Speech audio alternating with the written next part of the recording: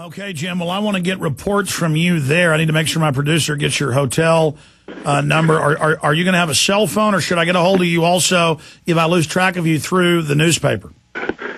Yeah, you call the newspaper, and I think our website has my complete itinerary on it.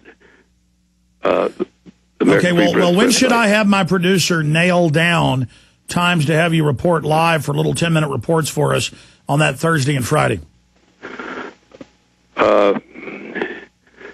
Let's see, I guess maybe if you give me a call in Lulamini on Wednesday, by that time I'll probably have contacts set up, and quite often in recent years we've had good sources inside who would be tarred and feathered and strung up if they were identified, but they sometimes will call me by prearrangement on a secure telephone, and other times we meet at obscure places and pretend we don't know each other. I'm reading a newspaper, he's reading a newspaper, and we're talking. So once I get a better handle on when I have to meet these people, then we can figure out a time for you and me to talk. Absolutely, just so long as we do get you on each day, if it's even for 10 minutes, to give us the latest intel, because you'll hear it here first, folks. The information coming out of Bilderberg, 98% of the time they're able to get their agenda through.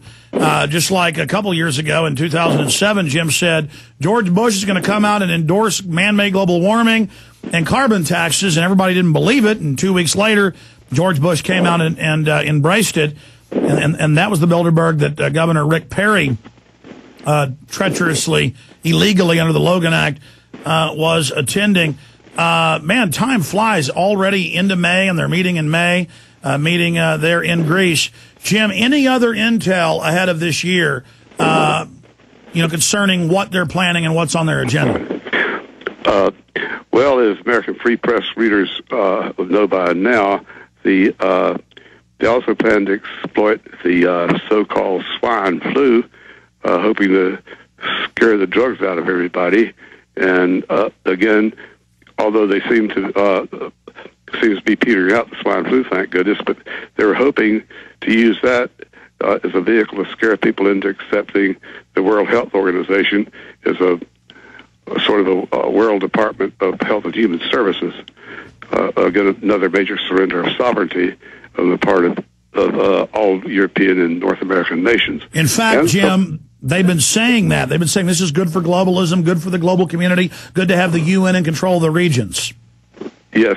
Oh, well, in fact, I said North America and Europe, but now that includes South America, and, of course, through the Trilateral Commission, the Asian nations, too, including, although not directly, Red China.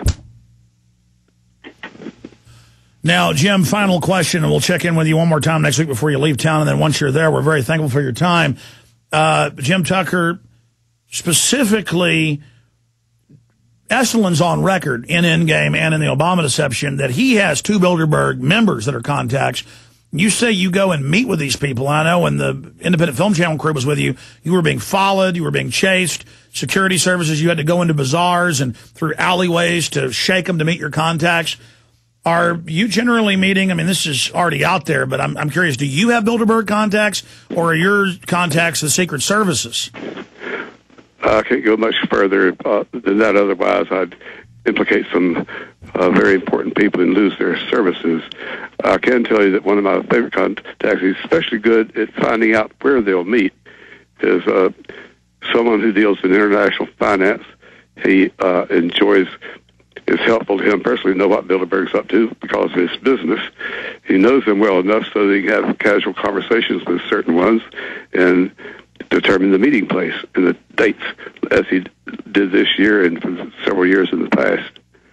But again, if I got closer to identifying him, it could blow the whole thing. No, I know. In fact, for a lot of years, I would negotiate with sources of how much, well, I can describe them. Okay, a man about 40 years old, 6 feet tall, 180 pounds, wears a business suit.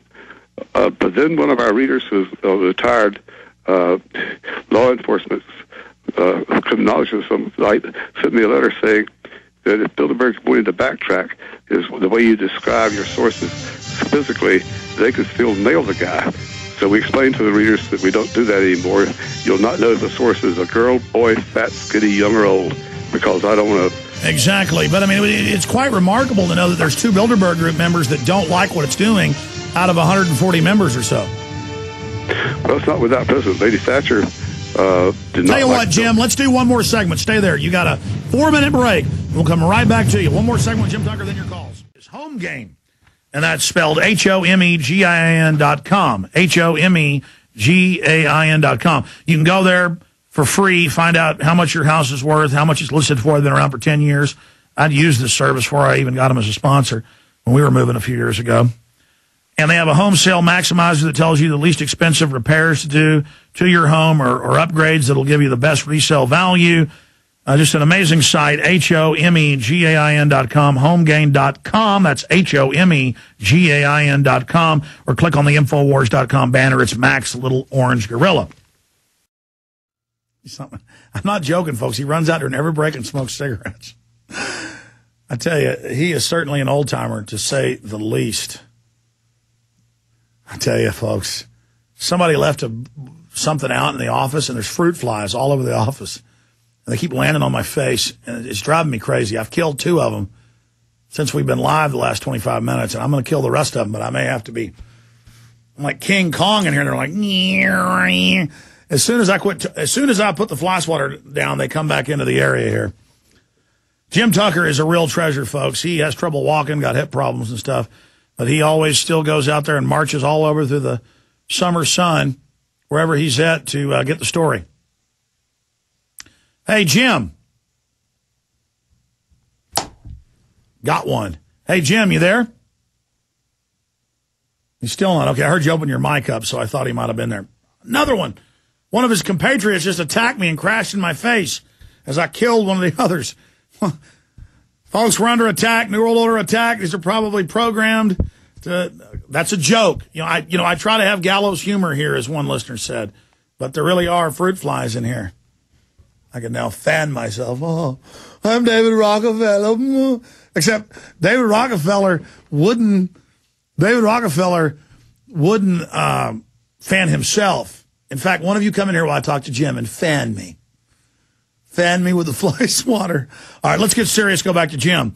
Jim, that was a 6.5-minute cigarette break. This is a short segment, so we only have 3 minutes left with you. But getting serious, Jim, you were finishing up your point about Margaret Thatcher. Go ahead. Oh, yes. She attended one meeting of Bilderberg and never attended another one. And I learned that Bilderberg had decided to punish her and get her thrown out of as head of state, as Prime Minister of Britain. She was replaced of her party by son of a trapeze artist, John Major. And, of course, I forgot who it was within her own party who succeeded her as prime minister. And I had the pleasure of talking briefly with her at a reception in Washington a couple of years later and asked her about it. And her response, I quote it directly, I can roughly paraphrase it now, that she considered it a tribute to be denounced by Bilderberg and spoke harshly of any head of state who would surrender any sovereignty to an international organization. And she was very harsh in her condemnation of Bilderberg. And for her, I had a great deal of respect. All right. Well, Jim Tucker, they're openly announcing world government all over the news, saying it's the solution to the banking crisis, a new global banking authority to set tax rates, interest rates, currency rates. What is it like to have this 35-year journey of exposing the New World Order and now have them just admitting it everywhere and calling for bills like H.R. 1966 that will charge you with a felony if something you say hurts someone's feelings? They taught us in law school that the court has no remedy for hurt feelings. So that's why this god-awful hate crimes bill is such a monster. It punishes you for, in terms of the federal thought police, loose on all the streets of America, when every state harshly punishes violent crime. Now, whether you beat up the old lady because you wanted her money, or also you hate fat people. Doesn't matter. You've beaten her up. You've stolen her money. You go to jail for 30 years. Kill her. You get fried. In fact, those three thugs who dragged that aged Negro man to death in the back of their pickup truck down in Texas, they're on death row. They're afraid to die. They'd much rather be charged with the federal hate crimes law because the federal hate crimes law does not allow capital punishment.